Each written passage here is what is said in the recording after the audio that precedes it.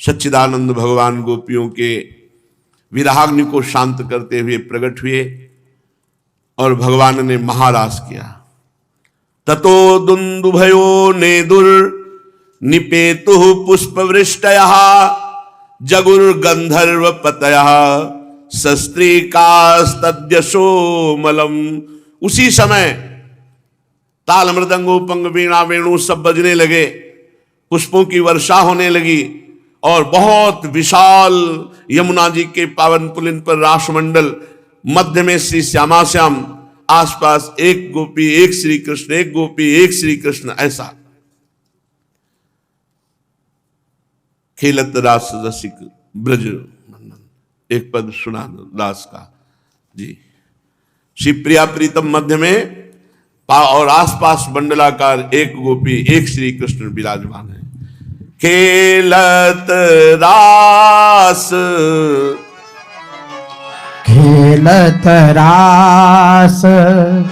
रसिक ब्रज मंडन जुवते न अंश दिए भुज दंडन।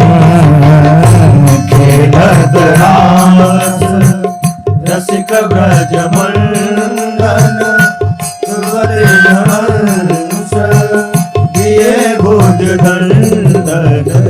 शरद विमल नभ चंद्र विराजे मधुर मधुर मुरली कलबाजे।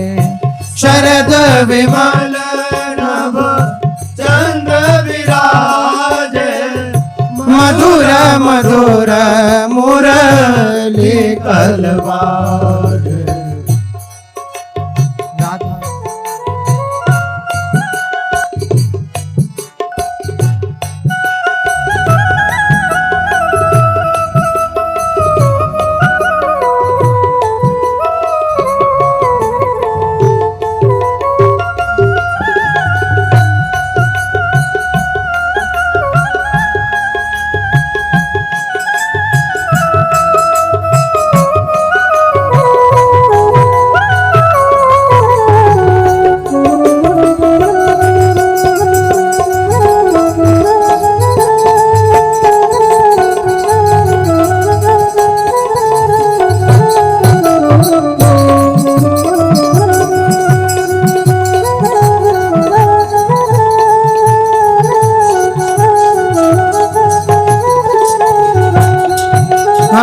शरद विमल नभ चंद्र विराजे मधुर मधुर मुरली कलबाजे। शरद विमल नभ चंद्र विराजे मधुर मधुर मुरली कलबाजे। अतिराज नतरास रसिक ब्रज मंडन युवती नस दिए भुज दंडन। खेलत रास रसिक ब्रज मंडन युवती नस दिए भुज दंडन। अतिराजत घन श्याम तमाला कंचन बेली बनी ब्रजबाला। अतिराजत घन श्याम तमाला कंचन बेली बनी ब्रजबाला। बाजत ताल मृदंग उपंगा गान मथत मन कोटि अनंगा। बाजत ताल मृदंग उपंगा गान मथत मन कोटि अनंगा। खेलत रास रसिक ब्रज मंडन जुवती नस दिए भुज दंडन। खेलत रास रसिक ब्रज मंडन जुवती नस दिए भुज दंडन।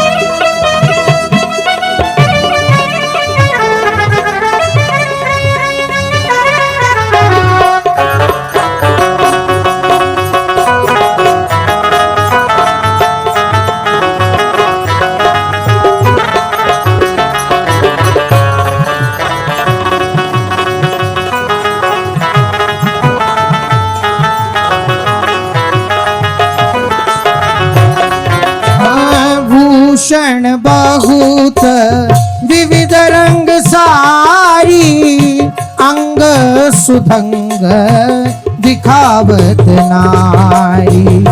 भूषण बहुत विविध रंग सारी, अंग सुधंग दिखावत नारी। बरसत कुसुम मुदित सुरयोषा, सुनियत दिव्य दुंदुभि कलघोषा। बरसत कुसुम मुदित सूर्योषा, सुनियत देवी दुंदुभि कलघोषा। तेज श्री हित हरिवंश मगन मन श्यामा, राधा रवण सकल सुख धामा। जय श्री हित हरिवंश मगन मन श्यामा, राधा रवण सकल सुख धामा। खेलत रास रसिक ब्रज मंडन, युवती नयन दिए भुज दंडन। खेलत रास रसिक ब्रज मंडन, युवती नयन दिए भुज दंडन। वलयानां नु पुराणां किंकिणीनां च योषितां, सप्रियाणामभूत् शब्दस्तुमुलो रासमंडले। महाराष्ट्र में सभी गोपियां अपने प्रीतम श्याम सुंदर के साथ नृत्य कर रही। एक गोपी एक श्याम सुंदर, सभी की कलाइयों के कंगन, सी चरणों के पायजेब, करधनी के छोटे छोटे घुंघरू ताल के साथ बज रहे हैं। असंख्य गोपियां थीं, असंख्य, गिनती नहीं हो सकती। असंख्य गोपियां, असंख्य श्री कृष्ण, क्योंकि जितनी गोपी उतने श्री कृष्ण। बड़ी मधुर ध्वनि, पायजेब, कंगन, करधनी और ताल मृदंग उपंग वीणा वेणु के साथ यमुना जी की रमण रेती पर ब्रज सुंदरियों के बीच में भगवान श्री कृष्ण की बड़ी अनोखी शोभा हुई। ऐसा जान पड़ता था मानो अगणित पीली पीली दमकती हुई स्वर्णमणियों के बीच में ज्योतिर्मयी नीलमणि चमक रही हो। नृत्य के समय गोपियां तरह तरह से ठुमक ठुमक कर अपने पांव कभी आगे बढ़ाती, कभी पीछे हटा लेती, कभी गति के अनुसार धीरे धीरे पांव रखती, तो कभी बड़े वेग से, कभी चाक की तरह घूम जाती, कभी अपने हाथ उठा उठा कर भाव बताती, तो कभी विभिन्न प्रकार से उन्हें चमकाती, कभी बड़े कलापूर्ण ढंग से मुस्कुराती, तो कभी भौहें मटकाती। नाचते नाचते ऐसी शोभा, झुकना, बैठना, उठना, चलने की फुर्ती, कानों के कुंडल हिल हिल कर कपोलों पर आ रहे हैं। नाचने के परिश्रम से उनके मुंह पर पसीने की बूंदें भगवान अपने पीतांबर से पूछते हैं। हर गोपी के पार्श्व में केशों की चोटियां ढीली पड़ गईं। नटवर नंदलाल की परम प्रेसी गोपियां भगवान के साथ नृत्य कर रही, गान कर रही। मध्य में प्रिया प्रीतम राधा कृष्ण, आनंद की उन्मत्तता की चरम सीमा। ये जो रास है, दंपति अति आनंद बस प्रेम मत्त निस्संक क्रीड़त, ये प्रेम की मत्तता का स्वरूप। जिसके हृदय में प्रेम ही नहीं जगा वो रास को क्या जान पाए। उस समय ऐसा जान पड़ता है मानो बहुत से श्री कृष्ण तो सांवले सांवले मेघमंडल हैं और उनके बीच बीच में चमकती हुई गोरी गोरी गोपियां बिजली हैं। बड़ी असीम शोभा। गोपियों का जीवन भगवान का प्रेम है। वे भगवान श्री कृष्ण से सटकर नाचते नाचते ऊंचे स्वर से मधुर गान कर रही थी और श्री कृष्ण का स्पर्श प्राप्त करके आनंद मगन हो रही थी। राग रागिनियों के पूर्ण ऐसा आलाप, ऐसा गान, बाजत मृद मृदंग, नाचत सभय सुधंग छाया हुआ है वृंदावन में। कोई गोपी भगवान के स्वर में स्वर मिलाकर गा रही है। कोई गोपी भगवान श्री कृष्ण के स्वर की अपेक्षा और भी ऊंचे स्वर से राग आलापने लगी। उसके विलक्षण और उत्तम राग को सुनकर भगवान बहुत प्रसन्न हुए, कहा वाह वाह वाह। उसी राग को एक दूसरी गोपी ने ध्रुपद में गाया, भगवान ने उसका भी बहुत सम्मान किया। एक गोपी नृत्य करते करते थक गई, उसकी कलाइयों के कंगन और चोटियों से बेला के फूल खिसकने लगे, तो भगवान श्याम सुंदर उसको संभाल रहे। क्या सौभाग्य गोपियों का, जो लक्ष्मी जी को भी नहीं मिला। भगवान श्री कृष्ण अपना एक हाथ दूसरी गोपी के कंधे पर रखे थे। इतना सुकोमल, इतना सुगंधित, इतना आनंद वर्धन करने वाला भगवान का कर कमल, वो गोपी भाव समाधि में डूब रही। भगवान के कर कमल का स्पर्श प्राप्त करके रोम रोम उसका आनंद से पुलकित हो रहा है। एक गोपी नृत्य कर रही थी, तो नृत्य के कारण उसके कुंडल हिल रहे थे, उनकी छटा से उसके कपोल और भी चमक रहे थे। भगवान श्री कृष्ण से चबाया हुआ पान अपने मुख में लेकर गोपी आनंद से पुलकित हो रही। ये बड़े बड़े ब्रह्म ऋषियों को भी सौभाग्य नहीं प्राप्त है जो गोपी को प्राप्त है। मुख का चबाया हुआ भगवान का प्रसादी गोपी पान कर रही। कोई गोपी नूपुर और करधनी की घुंघरुओं को झनकारती हुई नाच और गा रही है। जब बहुत थक गई तब बगल में ही खड़े श्याम सुंदर भगवान के शीतल कर कमलों को अपने हृदय पे रख लेती है। परीक्षित, ये गोपियों को जो सौभाग्य मिला वो लक्ष्मी जी को भी नहीं मिला।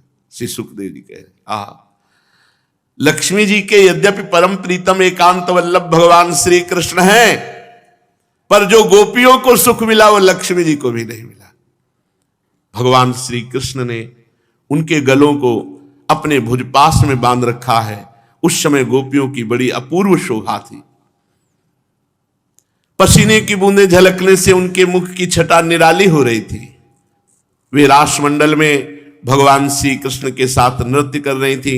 उनके कंगन पायजेबों के बाजे बज रहे थे, भंवरे उनके ताल सुर में अपना सुर मिलाकर गुनगुना रहे थे और उनके जूड़ों तथा चोटियों में गुथे हुए फूल गिरते जा रहे थे। परीक्षित, कैसे भगवान खेल रहे इनके साथ। बोले, एवं परिस्वंग कराभिमर्श स्निग्धे क्षणोद्दाम विलास हासई रे में रमेशो ब्रज सुंदरी भीर यथार्भ कहा स्वा प्रतिबिंब विभ्रम। भगवान कैसे खेल रहे, जैसे छोटा सा बच्चा निर्विकार भाव से अपने प्रतिबिंब के साथ खेलता है। वैसे ही रमा रमण भगवान श्री कृष्ण कभी उनको अपने हृदय से लगा रहे, कभी उनका अंग स्पर्श कर रहे, कभी प्रेम भरी तिरछी चितवन से उनकी ओर देखते हैं, कभी लीला से उन्मत्त हंसी हंसने लगते हैं। इस प्रकार भगवान ब्रज सुंदरियों के साथ महारास किया। भगवान के अंगों का संस्पर्श प्राप्त करके गोपी सब प्रेम और आनंद में विकल है।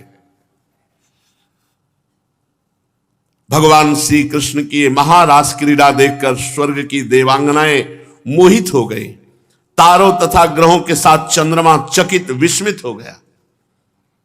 देखत मधुकर केली मोहे खग मृग बेली, मोहे मृग धेनु सहित सुर सुंदरी प्रेम मगन पट छूटे उडवन चकित थकित शशिमंडल कोटि मदन मन लूटे अधर पान परिरंभन अतिरस आनंद मगन सहेली जैसी हित हरिवंश रसिक सचुपावत देखत मधुकर केली।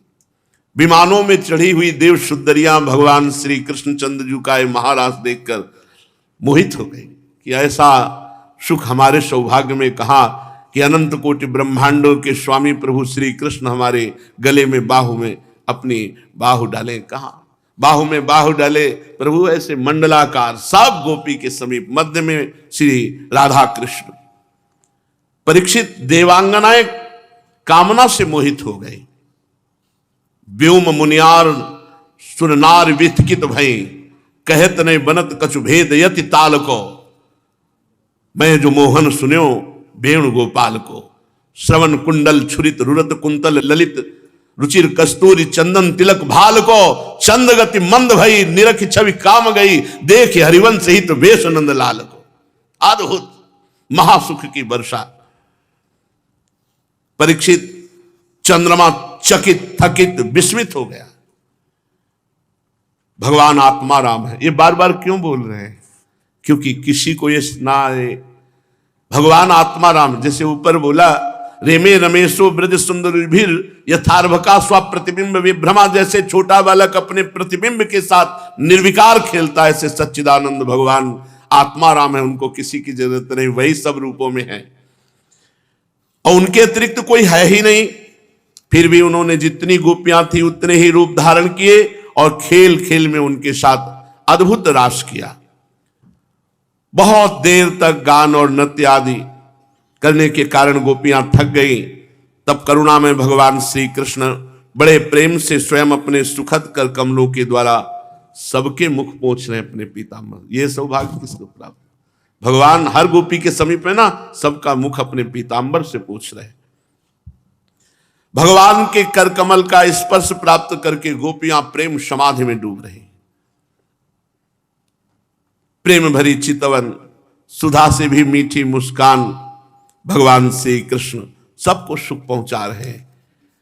इसके बाद भगवान ने समस्त गोपियों को लेकर प्रियाजू के साथ जल क्रीड़ा की यमुना जी में।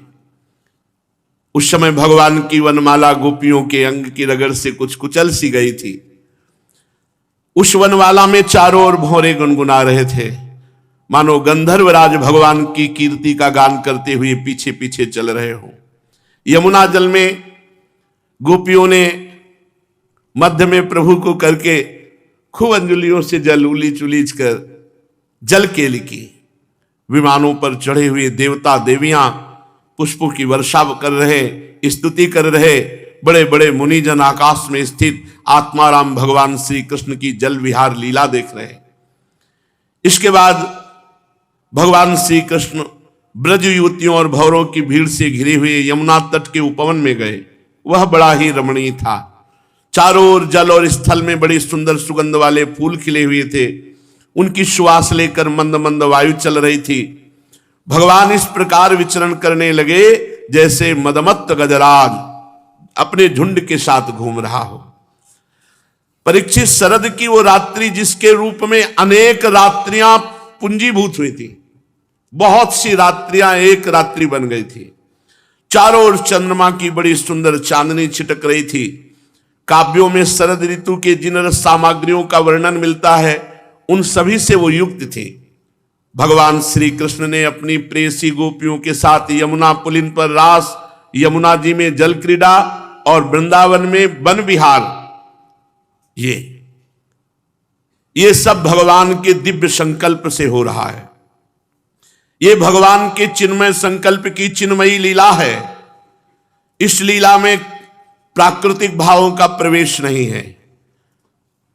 राजा परीक्षित ने पूछा, फिर पूछा, शायद कोई प्रजा ऐसा प्रश्न मन में उठा दे तो प्रजा का प्रतीक राजा होता है। चक्रवर्ती सम्राट महाराज परीक्षित ने पूछा,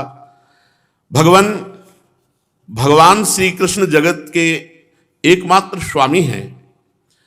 संस्थापनाय धर्मस्य प्रशमाये तरस्य च अवतीर्णो ही भगवान अंशेन जगदीश्वरः सा कथम धर्म सेतु नाम वक्ता कर्ताभिरक्षिता प्रतीपमाचरत ब्रह्मन् परदाराभिमर्शनम् आप्त कामो यदुपति कृतवान वै जुगुप्सितम किमभिप्राय एतम ना संशयम छिंदि सुव्रत। भगवान का अवतार धर्म संस्थापनार्थाय। महाराज, अधर्म का नाश और धर्म की स्थापना, इसके लिए भगवान अवतार लिए।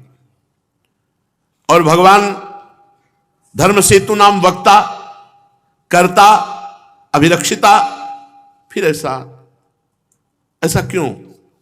परीक्षित जी ने प्रश्न किया।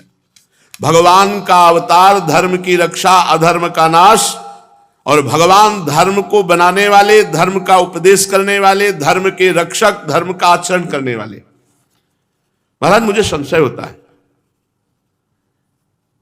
ये ऐसा क्यों? एक श्री कृष्ण एक गोपी, एक श्री कृष्ण एक गोपी। मैं मानता हूं और जानता भी हूं आप तो कामो यदुपति कृतवान वही जुगुप्सितम, भगवान पूर्ण काम है, उनमें कोई कामना नहीं, फिर भी उन्होंने ऐसा क्या उद्देश्य लेकर किया? परम ब्रह्मचारी मुनीश्वर सुव्रत छिंद में संशय, मेरे संशय का नाश कीजिए। यहीं से रास रुक जाती है। अगर ये प्रश्न ना होता तो शायद परमहंस जी और गान करते रहते, यही रोक दिया। भगवान की इतनी सुंदर दिव्य रास लीला में ऐसा प्रश्न? राजा परीक्षित ने कहा धर्म की स्थापना अधर्म का नाश करने के लिए भगवान का अवतार होता है। भगवान धर्म को बनाने वाले हैं, उसकी रक्षा करने वाले हैं, उसका प्रवचन करने वाले हैं, वही वक्ता भी है, फिर ऐसा क्यों किया? शायद है वो नकारात्मक भाव वालों के प्रश्न का उत्तर श्री सुखदेव जी से दिलाना चाहते हो, इसलिए ऐसा प्रश्न किया। तो उत्तर भी बहुत जोर का दिया। धर्म व्यतिक्रमो दृष्टो ईश्वराणाम च सहसम तेजी यसाम न दोषाय वन्ने सर्वभुजो यथा नेतत् समाचरित जातो मनसा पिहणीश्वर विनश्यत्याचरण मौढ़्याद यथा रुद्रोब्धिजम विषम। पहली बात, महान के कार्यों को समझना छोटी बुद्धि के अंतर्गत बात नहीं है। ईश्वर कोई सीमा में नहीं बंधा हुआ है, तो कभी कभी उनके कार्य ऐसे दिखाई देते हैं कि लगता है क्या धर्म का उल्लंघन हो गया क्या, परंतु उन तेजस्वी पुरुषों के इस महान कर्म को कोई नहीं जानता। देखो, अग्नि में चंदन डालो चाहे विष्ठा डालो, सबको भस्म करके अपना स्वरूप दे देगी। उन पदार्थों से अग्नि को कोई फर्क नहीं पड़ता, चाहे विष्ठा डालो चाहे चंदन डालो, एक ही, चाहे लोहा डालो, सबको अपना रूप दे देगी।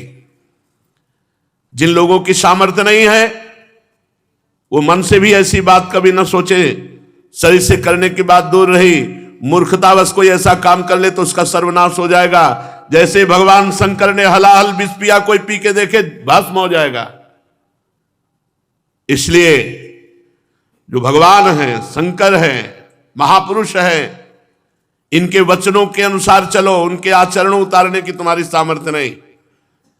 भगवान रास किए तो गिरिराज जी भी उठाए, 100 ग्राम का बांट 7 दिन अंगुली ऐसे करके रखो, 100 ग्राम का बांट, 7 दिन 7 रात।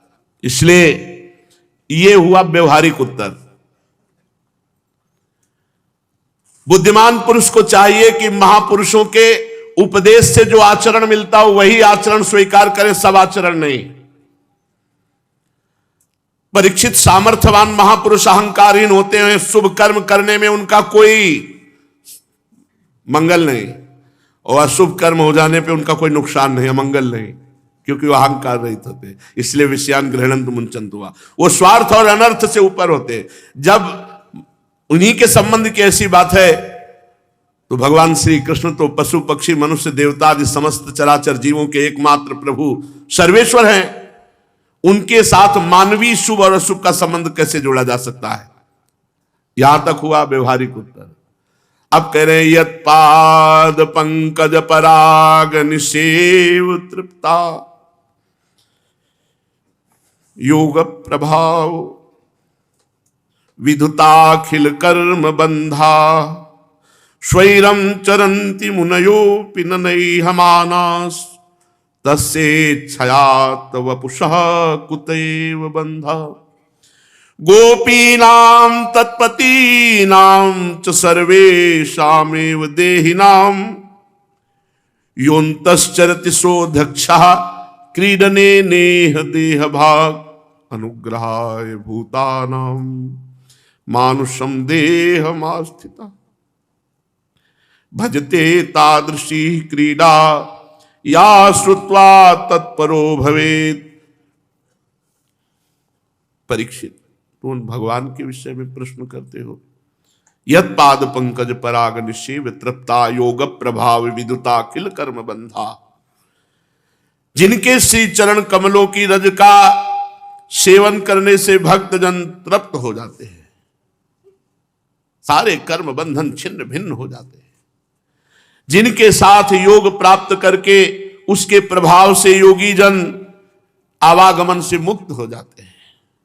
विचारशील ज्ञानी जन जिनकी चरण रज का सेवन करके तत्व स्वरूप हो जाते हैं, समस्त कर्म बंधनों से मुक्त होकर स्वच्छंद विचरते हैं, वही भगवान अपने भक्तों की इच्छा पूर्ण करने के लिए चिन्मय विग्रह धारण किए हैं। उनमें परस्पर्श की कल्पना कैसे हो सकती है? भक्त भाव करता है तो भगवान उनके पुत्र बन जाते हैं, भक्त भाव करता है भगवान उनके मित्र बन जाते हैं। और ये भक्त भाव किए कि भगवान हमारे कांत हैं, तो सब गोपी रूप में आए, तो भगवान ने इन्हें कांत सुख प्रदान किया। भगवान अपने भक्तों को सुख प्रदान कर रहे हैं। यहां कोई स्त्री पुरुष नहीं, चिन्मयानंद भगवान सच्चिदानंद भगवान श्री कृष्ण और उनके भाव में डूबे हुए महान भक्त जो गोपी बने हुए हैं। अरे परीक्षित, गोपियों के, उनके पतियों के, संपूर्ण शरीरधारियों के जो अंतःकरण में आत्मा रूप से विराजमान वही परमात्मा खेल रहे हैं। जो सबके साक्षी और परम पति हैं, वही तो अपना दिव्य चिन्मय श्री विग्रह प्रकट करके लीला कर रहे हैं। भगवान जीवों पर कृपा करने के लिए ही अपने को मनुष्य रूप में प्रकट करते हैं और ऐसी लीलाएं करते हैं जो लीलाओं को गाए और सुने तो भगवत प्राप्त हो जाए, भगवत परायण हो जाए। परीक्षित, ब्रजवासी गोपों ने भगवान श्री कृष्ण में तनिक भी दोष बुद्धि नहीं की। उनकी पत्नियां उनके पास हैं ऐसा उनको अनुभव हुआ। ये पत्नियां नहीं, ये सब भाव है, भाव। गोपी भाव के साथ भगवान खेल रहे हैं। गोपी शरीर तो अपने अपने पतियों के पास है, कहां समझ में आएगा? भगवान कह रहे हैं मैं अपने प्रेमी जनों के साथ खेल रहा हूं और जो गोपियां वो सब अपने अपने घरों में है। श्री सुखदेव जी महाराज कह रहे हैं उनकी पत्नियां उनके पास हैं, वो ऐसा अनुभव कर रहे हैं। तो गया कौन? गोपी भाव। जैसे ये शरीर हैं सब यहीं रह जाएंगे, सहचरी भाव श्री जी के पास जाएगा।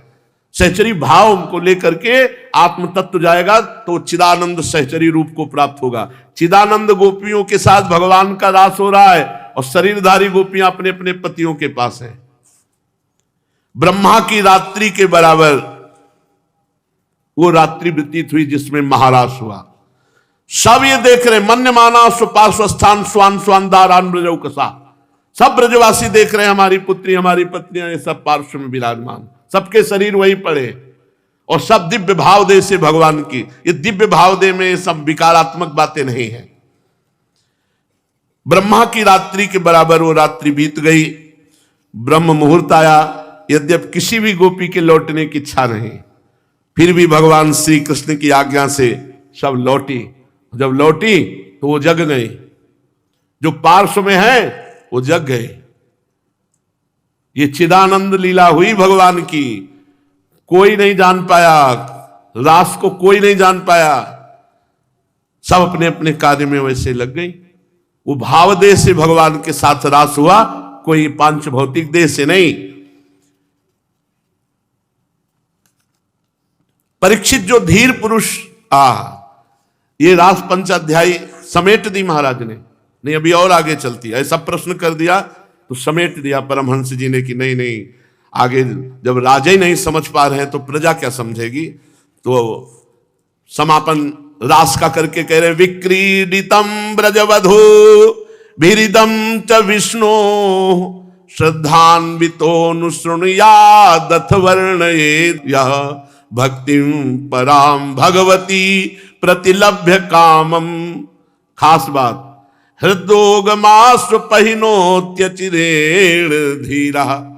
जो पुरुष ब्रज युवतियों के साथ भगवान श्री कृष्ण के इस चिन्मय रास विलास का श्रद्धा के साथ बार बार गायन और श्रवण करेगा, उसे भगवान की पराभक्ति प्रेम लक्षणा भक्ति प्राप्त होगी और उसके हृदय का काम रोग काम विकार नष्ट हो जाएगा और सर्वदा के लिए निष्काम हो जाएगा। ये रास पंचाध्यायी का फल है। ये भगवान श्री कृष्ण की अंतरंग लीला है। बाहर से तो हर गोपी अपने घर में है, भाव देह से। जैसे बाहर से गुरुजन आपके समीप दिखाई देते हैं, लेकिन भाव देह में प्रियाजू के पास होते हैं। ये कैसे जानोगे? तुम कहोगे तो हमारे साथ हंस रहे थे, बात कर रहे, उसी समय वो प्रियाजू से विनोद कर रहे थे, उसी समय प्रियाजू की वो सेवा में थे, ये कैसे जान पाओगे? ये भगवान श्री कृष्ण की परम अंतरंग लीला निज स्वरूप भूता गोपिकाओं और महारानी जी के साथ होने वाली ये दिव्याति दिव्य क्रीड़ा है जो रास पंचाध्यायी में कही गई है। रास शब्द का मूल अर्थ है रस, और रसघन मोहन मूर्तिम विचित्र केलि महोत्सवोल्लसितम स्वयं श्री कृष्ण है। रसो वैशाह, जिस दिव्य क्रीड़ा में एक रस अनेक रसों के रूप में होकर अनंत अनंत रस का समास्वादन करे उसे रास कहते हैं। एक ही रस, रस कौन है? श्री कृष्ण। वही किशोरी जो बने हैं, वही गोपी बने हैं, वही वृंदावन की शोभा बने, सब कुछ वही बने हैं। एक जहां अनेक रूपों में अनंत रस का रसास्वादन करे उसे रास कहते हैं। समझो, रस किसे कहते हैं? भगवान श्री कृष्ण को। रास का अर्थ क्या है? रस। रस किसे कहते हैं? भगवान श्री कृष्ण को। तो महारास वही एक रस अनंत रूपों में अपने आप को प्रकट करके अपने आप से अपने आप में खेले उसे रास कहते हैं। भगवान की लीला को तुम उपहास करोगे तो नरक जाओगे। चिदानंद चिन्मय अंतरंग लीला निज स्वरूप भूता गोपिकाओं के साथ और प्रियाजू के साथ होने वाली दिव्याति दिव्य क्रीड़ा को रास कहा गया है। भगवान की ये दिव्य लीला भगवान के दिव्य धाम में दिव्य रूप से हुआ करती है। ये भगवान की विशेष कृपा से प्रेमी साधकों के कभी कभी हृदय में स्फुरित होती है, प्रेमी साधकों के। और जो अधिकारी पुरुष हैं वो इस रास में प्रवेश पाते हैं। सोचो, थोड़ा विचार करके सोचो, महायोगेश्वर भगवान शिव जहां गोपी बनकर रास में प्रवेश पाने के लिए ललचाए और रास प्रवेश किया, वो रास क्या होगा? सोचो, वो रास क्या होगा जहां गोपीश्वर भगवान बने, गोपियों के ईश्वर बने, स्वयं गोपी बने, मांग भरी, जहां मुंडों की माला, सर्पों की माला, जटाजूट, भस्मभूत, वो भगवान सुंदर यमुना जी में स्नान करके जटाओं की बेड़ी बनाकर बीच में मांग भर के और चुनरी और घाघरा धारण करके जिस रास में प्रवेश हुए, रास क्या होगा जहां त्रिपुर सुंदरी भगवती वामांग में विराजमान है। वो शिव जो सनकादि को उपदेश देते रहते हैं, वो शिव जिस रस के लिए गोपी बने, वो रास रस कैसा होगा? समय के साथ मानव मस्तिष्क भी पलटता रहता है। आज के समाज को अंतर्दृष्टि तो प्राप्त है नहीं, बहिर्दृष्टि प्राप्त है। कलयुग है जो भगवान की दिव्य लीलाओं की बात ही क्या, भगवान के अस्तित्व पर भी अविश्वास प्रकट करने लगे हैं। ये भाई जी लिख रहे हैं, ऐसी स्थिति में इस दिव्य रास लीला का रहस्य न समझकर लोग तरह तरह की आशंका प्रकट करें, इसमें कोई आश्चर्य की बात नहीं। यह रासलीला अंतर्दृष्टि से, भगवत कृपा से और भावदेह प्राप्त होने के बाद समझ में आती है। भावदेह, भगवत कृपा से, अंतर्दृष्टि। जिन भाग्यवान और भगवत कृपा प्राप्त महात्माओं ने इसका अनुभव किया वे धन्य है, उनकी चरण धूलि के प्रताप से त्रिलोकी धन्य है। ये बात पहले ही समझ लेनी चाहिए कि भगवान श्री कृष्ण का जो शरीर है वो जीव की भांति कर्म बंधन युक्त पांच भौतिक जड़ नहीं है। जड़ की सत्ता केवल जीव भाव में है। भगवान की जो श्रीअंग की रचना है वो आत्मस्वरूप है, चिदानंदमयी है। अब चिदानंद का परिचय नहीं, चिदानंद का परिचय ऐसे जैसे हमारी आत्मा अलग है, ये शरीर अलग है। मतलब जो हम मैं है वो अलग है, शरीर अलग है। भगवान आत्मस्वरूप है। भगवान का नाखून भी आत्मा है, भगवान का केश भी आत्मा है, भगवान की दृष्टि भी आत्मा है, आत्मस्वरूप। यहां देह देही या शरीर और आत्मा का भेद नहीं है। यह प्रकृति राज्य में होता है, भगवत राज्य में नहीं। वृंदावन का वृक्ष, वृंदावन की भूमि सब चिन्मय चिदानंदमय, प्रकृति नहीं है। सब कुछ चिन्मय, वहां चिद विलास हो रहा है। भगवान की लीला की सिद्धि के लिए सब कुछ आत्मस्वरूप प्रकट हुआ है। आत्मस्वरूप जो अपनी वासनाओं को नष्ट नहीं कर पाए हैं, जड़ शरीर को अपना मैं माने हैं, उनकी धारणा, उनकी कल्पना, उनकी क्रियाओं से बहुत दूर ये खेल है रास का। एक बार पूज्य श्री बालकृष्ण दास जी वेणु विनोद कुंज के ब्रज के बड़े महापुरुष एकांत में बैठ करके गोपी भावापन चर्चा कर रहे थे। जे देखा है संत आए सो बंद कर दिया।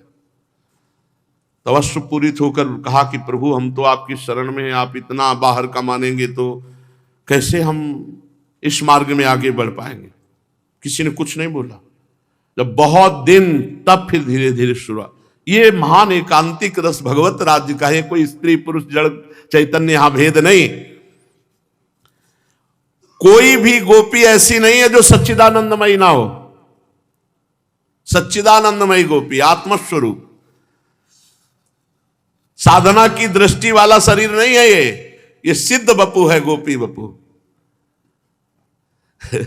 स्थूल शरीर, सूक्ष्म शरीर, कारण शरीर, स्वर्ग, कैवल्य, मोक्ष, नरक, इन सबसे अलग चिदानंदमय देह। जैसे भगवान का ऐसे गोपी का। केवल चिदानंद स्वरूप श्री कृष्ण, चिदानंद स्वरूप वृंदावन, चिदानंद स्वरूप चंद्रमा, चिदानंद स्वरूप रेती, चिदानंद स्वरूप यमुना, चिदानंद स्वरूप गोपी, सब चिदानंद विलास हो रहा है। अलौकिक स्थिति में स्थूल शरीर, उसकी स्मृति, उसके संबंध में होने वाले अंग संग की कल्पना, ये सब। लेकिन चिदानंद में ये सब नहीं है। जो तुम कल्पना करते हो देह बुद्धि से करते हो, कैसे गोपियों को पहचानोगे? जब वृंदावन की धूली को अपने माथे पे धारण करो, वृंदावन के किसी रसिक महापुरुष का अनुगमन करो उनकी आज्ञा के अनुसार, तब कहीं कुछ अगर उन दैन्य भाव से रहोगे तब समझ में आएगा वृंदावन की लीला मत समझो गुरु को चीला, या ऋषि मुनि गए हार जपे जा राधे राधे। ब्रह्मा शंकर उद्धव इस रस को जानने के लिए गोपी भाव की उपासना की, गोपियों की चरण धूलि माथे पे धारण की, अभिलाषा की, तब वो समझ पा रहे गोपी है क्या। गोपियों के दिव्य भाव को साधारण स्त्री पुरुष का भाव मानना बहुत बड़ा अपराध है। गोपियों के प्रति, भगवान के प्रति, वृंदावन के प्रति, प्रेमियों के प्रति महान अपराध बन जाएगा। इस अपराध से बचने के लिए भगवान की दिव्य लीलाओं का गायन करो, खूब श्रवण करो, तब समझ में आएगा। भगवान का चिदानंद शरीर दिव्य है, भगवान अजन्मा है, अविनाशी है, नित्य सनातन शुद्ध भगवत स्वरूप है। ये गोपियां इस जगत की नहीं, भाव जगत की है। ये भगवान के स्वरूपभूत अंतरंग शक्तियां हैं। ये उच्चतम भाव की लीला है। प्राकृत देह का निर्माण होता है स्थूल सूक्ष्म कारण, इन तीन देहों के संयोग से। जब तक कारण शरीर रहता है तब तक जीव को छुटकारा नहीं मिलता आवागमन से। कारण शरीर कहते हैं पूर्वकृत कर्मों के उन संस्कारों को जो देह निर्माण के कारण होते हैं। इस कारण शरीर के आधार पर जीव को बार बार जन्म मृत्यु के चक्कर में पड़ना होता है, और जब ये कारण शरीर क्षीण हो जाता है तब वो जीवन मुक्त हो जाता है। इसी कर्म बंधन के कारण उससे पांच भौतिक स्थूल शरीर मिलता है। पांच भौतिक शरीर रक्त मांस अस्थि मेदा मज्जा, ये चमड़े से ढका, और प्रकृति राज्य का जितने विकार होते हैं सब इसमें होते हैं। और ये बनता है योनि और बिंदु के संयोग से, रज और बिंदु के संयोग से। चाहे कोई कितना भी बड़ा हो, काम जनित चेष्टा, मैथुन क्रिया और रज और बिंदु के संयोग से इस स्थूल शरीर का निर्माण होता है। जो महापुरुष ऊर्ध्वरेता है, बिंदु के अधोगामी होने पर कर्तव्य रूप श्रेष्ठ मैथुन से हो, या मैथुन के नाभि हृदय कंठ कर्ण नेत्र सिर मस्तक आदि के स्पर्श से हो, या बिना स्पर्श दृष्टि मात्र से हो, या संकल्प से हो, ये सब मैथुनी अमैथुनी सृष्टि ये योनि और बिंदु के संयोग जनित ही मानी जाती है। ये प्राकृत है, चाहे वो संकल्प से हुआ हो, चाहे यज्ञ से हुआ हो, चाहे जैसे द्रौपदी जी यज्ञ से हुई तो था तो उनका भी पांच भौतिक शरीर, कोई चिदानंद थोड़ी था। ये सभी प्राकृत शरीर है। इसी प्रकार योगी द्वारा निर्मित निर्माण काय, वो थोड़ा इन प्राकृत शरीरों से शुद्ध है, वो पर्वत में भी प्रवेश कर सकता है, कई रूप धारण कर सकता है, एक ही समय में कई जगह मिल सकता है योग सिद्धि के द्वारा, परंतु चिदानंद नहीं होता। वो इस प्राकृत शरीर से सूक्ष्म और शुद्ध होता है पर चिदानंद नहीं होता। लेकिन गोपियों का चिदानंद स्वरूप है, जो भगवान श्री कृष्ण के समान ही देह है। इनकी समानता देवता भी नहीं कर सकते, क्योंकि देव शरीर रक्त मांस मेद अस्थि वाले नहीं होते, पर होते तो प्राकृतिक ही है, माया में। भगवान श्री कृष्ण का भगवत स्वरूप है, चिदानंदमय है, आत्मा और शरीर के भेद से रहित है, रूप रूपी नाम नामी लीला तथा लीला पुरुषोत्तम का भेद नहीं है। श्री कृष्ण का एक एक अंग श्री कृष्ण है। जैसे श्री कृष्ण का मुखमंडल पूर्ण श्री कृष्ण है, वैसे श्री कृष्ण का पदनक भी पूर्ण श्री कृष्ण है। श्री कृष्ण की सभी अंग पूर्ण है। जैसे हम केवल आंख से देख सकते हैं, पर श्री कृष्ण कान से देख सकते हैं, उनकी आंखें सुन सकती हैं, उनकी नाक स्पर्श कर सकती है, उनकी रसना सूंघ सकती है, उनकी त्वचा स्वाद ले सकती है, क्योंकि सब श्री कृष्ण में है। कहा नहीं गया, बिनु पग चले सुने बिनु कान, ये है श्री कृष्ण। बिना कान के वो सुन लेंगे, बिना पैर के वो चल लेंगे, बिना आंख के वो देख लेंगे, बिना वाणी के उनके वचन हो जाएंगे, कर तुम अकर तुम अन्यथा कर तुम। वो आंखों से चल सकते हैं, वो हाथों से देख सकते हैं। श्री कृष्ण का सब कुछ श्री कृष्ण चिदानंदमय महाचमत्कार रूप ये गोपी स्वरूप है। वृंदावन विहार में गौ हरिण वृक्ष बेल सब चिदानंदमय, प्राकृतिक नहीं है। इसलिए अपनी मानसिकता को प्राकृतिक स्त्री पुरुष भाव से अलग करके गोपी एक चिदानंद स्वरूप भगवत स्वरूप है। और ये जो रास है ये महाप्रेम विलास है।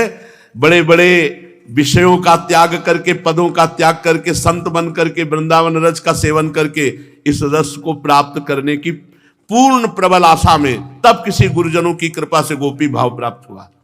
रोते रोते पूरे जीवन व्यतीत हो गए यहाँ के संतों के उसी गोपी भाव में। अगर ये तनिक भी मलिनता होती तो सब ऐश्वर्य भोगों को त्याग कर बड़े बड़े धनी मानी संत हुए हैं। राजकुमार थे नागरीदास जी, और एक लंगोटी लगाते थे, सब त्याग करके भगवान के इस प्रेम मार्ग। तो कोई सहचरी भाव, कोई सखा भाव, भाव दे है ये। भाव दे में तुम्हारी कल्पना नहीं पहुंच सकती, इसलिए ऐसी कभी मलिन भावना न करे। इसलिए यहाँ पूज्य भाई जी ने संकेत किया कि चिदानंद में देह की लीला हो रही है, बस सुनो और गाओ, तो फिर तुम्हारा हृदय पवित्र हो जाएगा, चिंतन लायक बन जाएगा।